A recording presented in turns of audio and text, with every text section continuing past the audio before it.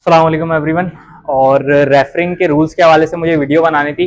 13 अगस्त को मार्का हक के नाम से यूनिवर्सिटी ऑफ कराची में आर्म रेसलिंग का टूर्नामेंट होने जा रहा है। वेट कैटेगरी इवेंट है और उसमें मेंस क्लास भी है, वुमेन क्लास भी है। तो specifically head as a head referee क्या रूल्स होते हैं और असिस्टेंट रेफरिंग के क्या रूल्स होते हैं वो मैं इस वीडियो में डिस्कस करूंगा। तो बिना किसी देर किए स्टार्ट करते हैं। चैनल को सब्सक्राइब करें, वीडियो को लाइक ज़रूर करें। और मेरे साथ आहद और हंजला भाई मौजूद हैं, तो मैं चाहता हूँ टेबल पे आएँ और बेसिक रूल्स। अब सबसे पहला काम ये होता है कि प्लेयर्स को रेफरी ने टेबल, लेट सपोज अनाउंसर ने अनाउंस कर दिए नेम्स और टेबल पे जो है प्लेयर्स आ गए। सबसे पहला काम रेफरी ये बोलता है कि ग्रिप करें। ठीक है, नॉर्मली ये साइन होता है वॉफ की। अगर रेफरिंग आप देखें, वो इतनी ज्यादा डिटेल्स में नहीं जाऊंगा, पहला काम होता है ग्रिप करने का। ग्रिप प्लेयर्स कर लेते हैं।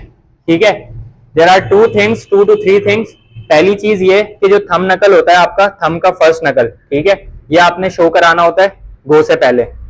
शोल्डर्स जो होते हैं वो आपके जो है टेबल के जो कह लें पैग टू पैग, ये एक पैग है और ये दूसरा पैग है, इसके जो है बिल्कुल पैरेलल होने चाहिए।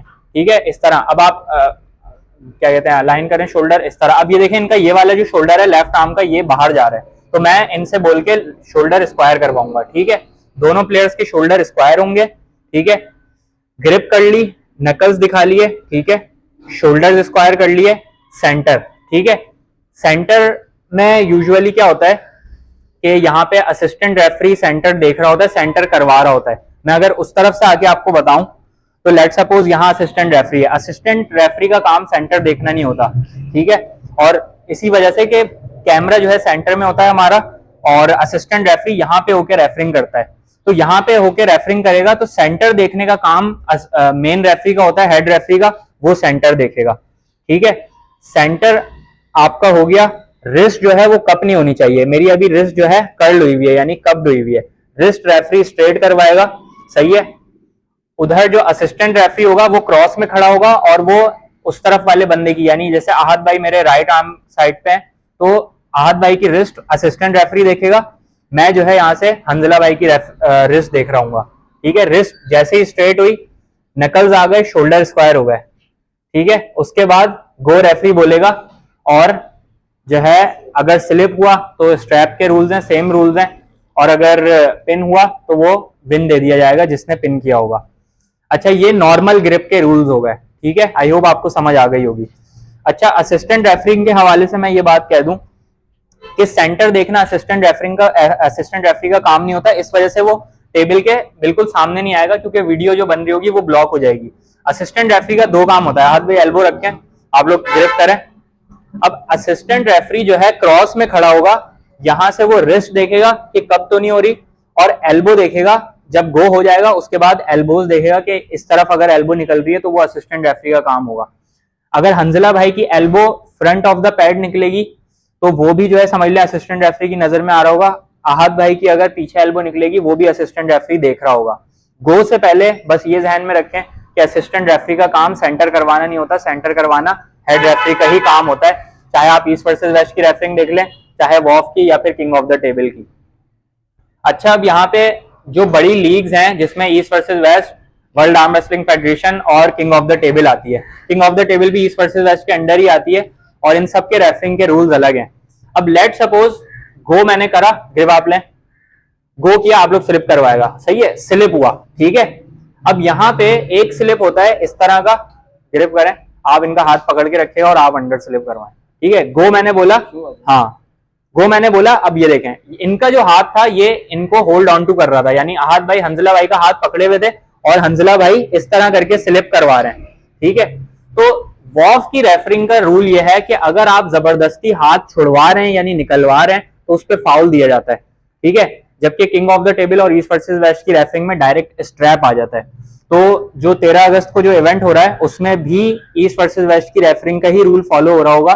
और अगर अंडर स्लिप हुआ और सेंटर में स्लिप हुआ, यानी बहुत ज्यादा इधर नहीं, ये पैक का लेवल है। ठीक है, अगर पैक के लेवल पे आके स्लिप हो रहा है, अगर पैक के लेवल पे आके स्लिप हो रहा है तो फिर जो है जिसने अंडर स्लिप करवाया उसको लूज दे दिया जाएगा और जो ऊपर था स्लिप करवाने से पहले उसको विन दे दिया जाएगा। लेकिन अगर सेंटर में ही इसी तरह स्लिप हुआ गो के बाद तो स्ट्रैप पे मैच जाएगा। ठीक है, उसके अलावा रेफरीज ग्रिप के हवाले से भी सुन लें कि ये नॉर्मल ग्रिप की मैंने बातें कर ली।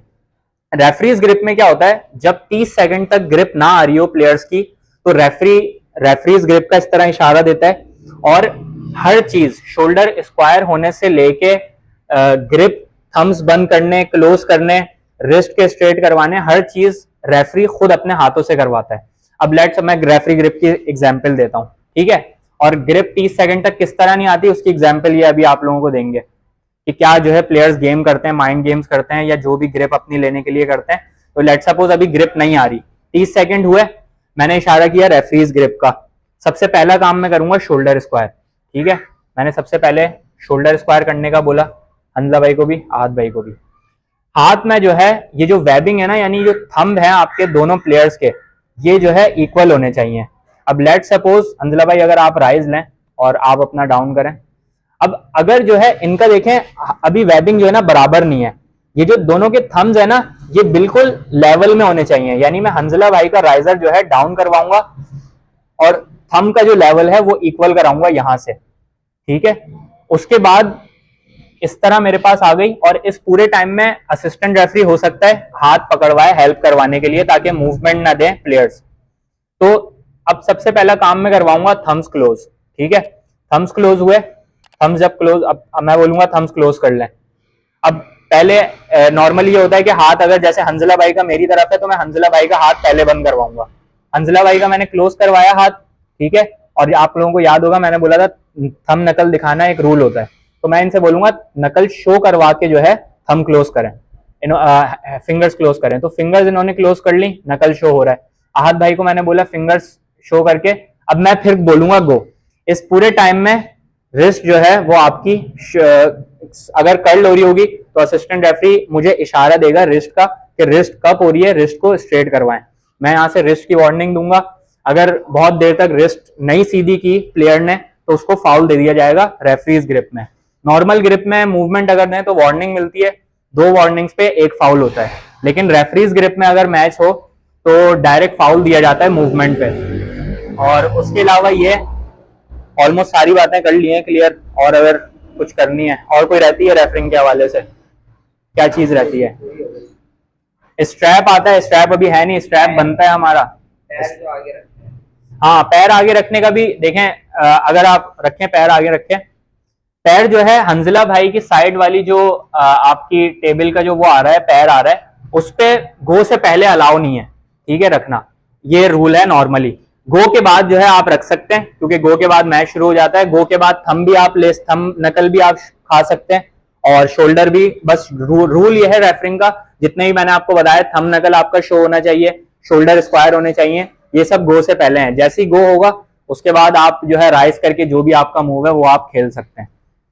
ठीक है, उसके अलावा एल्बो, अगर फाउल्स की बात करें तो इन ड्यूरिंग द मैच अगर लेट सपोज आप लोग गेम खेल रहे हैं, सेंटर में रोके, अब कोई भी एक बंदा जैसे एल्बो निकाली किसी भी तरफ, अब जैसे आहत भाई ने एल्बो निकाल दी तो असिस्टेंट रेफरी का इशारा होगा, अगर मैं देख रहा हूँ तो मैं भी मैच रोक दूंगा और इनका एक फाउल हो जाएगा।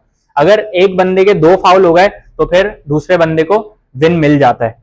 अच्छा, ये एल्बो फाउल्स के हवाले से बात हो गई। अच्छा, पॉपिंग वाला भी एक फाउल होता है नॉर्मली कि अगर बम्प हल्का सा आ रहा है, अगर ज्यादा बम्प आ गया, लाइक वो रेफरी पे डिपेंड करता है, उसी वक्त जो है रेफरी होगा वो उस पर क्या कॉल देता है उस पर डिपेंड करता है।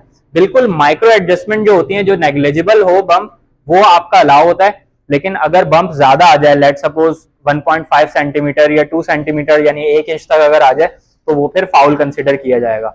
उसके अलावा एक और फाउल ये शोल्डर क्रॉसिंग की एग्जाम्पल है, सेंटर लाइन। अब हंजला भाई आप आएगा किस तरह, अब जैसे गो हुआ है, इनका जो शोल्डर है वो इनसाइड ये मूव खेल रहे हैं, इनका जो शोल्डर है वो ये जो सेंटर लाइन है ना जो आपके पैक के होते हुए आ रही है, इससे अगर क्रॉस कर रहा है तो रेफरी उस पर डायरेक्ट फाउल देगा। ठीक है, अच्छा, लेट्स सपोज कोई भी इनसाइड मूव खेल रहा है ना, वो अगर इनसाइड मूव खेलते हुए centre of the table cross कर दे शोल्डर उसका, तो उस पर जो है फाउल होता है। अच्छा, एक और फाउल कौन सा होता है कि एक बंदा अगर लूजिंग पोजीशन में है और उसका शोल्डर नीचे जा रहा है, ठीक है हंजला भाई, अब जैसे आप एग्जांपल दें कि आप लूजिंग पोजीशन में, हाथ भाई आप अटैक करें, अब ये देखें ये लूजिंग यहीं पे रुक गया, ये है लूजिंग पोजीशन हंजला भाई के लिए।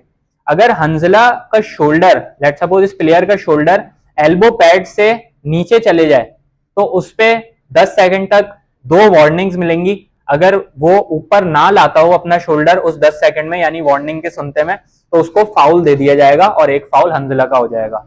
ठीक है, तो ये फाउल्स के हवाले से मैंने बात कर ली। हाथ छोड़ना match yes, one more thing, अच्छा याद दिलाया कि पैक जो है ना आपका, ये एक समझ लें सेफ्टी आर्म रेसलिंग रूल्स में प्लेयर्स की सेफ्टी के लिए एक बड़ा इंपॉर्टेंट चीज है। प्रोफेशनल आर्म रेसलिंग में पैक पकड़ना आपको जरूरी होता है।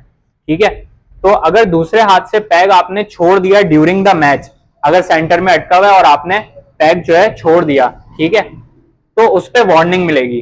ठीक है, और दोबारा पैक पकड़ लिया तो वार्निंग मतलब आपकी चल रही होगी। अगर दोबारा पैक छोड़ा आपने तो दूसरी वार्निंग मिलके एक फाउल हो जाएगा।